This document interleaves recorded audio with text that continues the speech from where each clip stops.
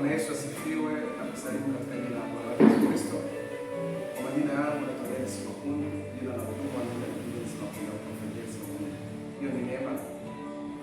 Leo ni siku ya Alhamisi na tuna ibada ya Alhamisi na siku yetu kuna mtu mmoja pia leo na Alhamisi. Na wale ambao kwa njia moja au nyingine wametoa mchango wa madhabahu na ile madhabahu ambao tayari tumeshafikia hatua hiyo, lakini bado kwenye ukuta naendelea ukuta huo natakuwa kupangwa kama hapa hivi. Bado tunahitaji sadaka yako, lakini bila kusahau ibada zetu kwa wiki ni siku ya Alhamisi.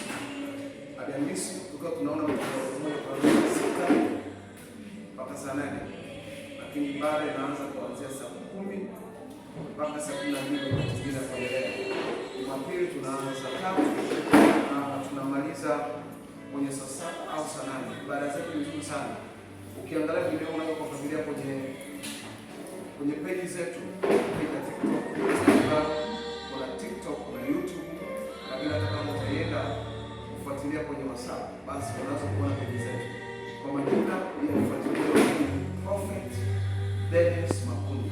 Prophet Dennis Makundi. Prophet tumaanisha nabii. Na utaona hiyo neema ambayo Yesu ameweka ndani yangu. Tukiwa tunaendelea kutukuza Mungu. Karibu sana unapotokea unatoka Tanzania au nje ya Tanzania au unatoka mikoani. Kwa wale watu wanatokea Tanzania wanataka kufika Kongo ya Kitaka, wale wanatoka mjini Dar es Salaam, utapanda gari ya kuja mpaka Mbezi, alafu baada ya Mbezi utapanda gari inayokuja Mlandizi au za Kongo, utashuka Kongo. Wewe tu mkamati tu boda boda ni shilingi 1500 kwa sababu ya mafuta kupanda ni kwa 1000. Waambie tunaenda kanisani kwa na Dennis Makundi. Na wale wanaotoka mikoani nimeshauri kupanda gari ambayo kama unatoka Kilimanjaro sehemu nyingine, pana magari ambayo yanapita Chalinze. Kwa sababu ukipita Chalinze maana yake ndio unaipata Kongo ya Kitaka. Kama utapanda na mjini, basi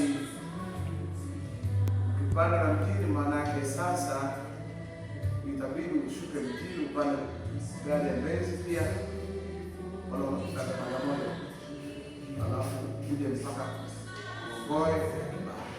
Jina ni Nabii Dennis Makundi, lakini mimi ni askofu mkuu wa makanisa ya Synagogue Ministries of Foundation, bila kwa sababu ya neema ambayo iko ndani yangu ya kuona na kueleza watu habari zao na kuwaombea. Ndio maana hiyo jina nimetumia kwa jina la Synagogue Ministries of Foundation. Watu wa kanisa normally watu wanajua majina ya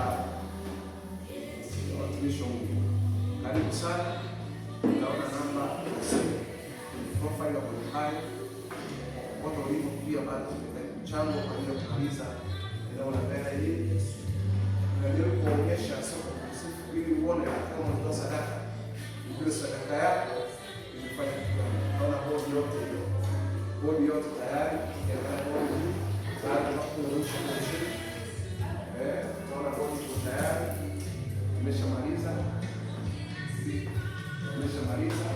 lakini sasa tunaendelea sasa kutaka kutengeneza na hii tatu kwa Kenya. Mungu akubariki sana. Tunaambia Bwana Yesu aendelee kutukuza kupitia wewe, neema kwa Yesu zidi na pale ambapo tunatamani kufika kwa Yesu kuzidi.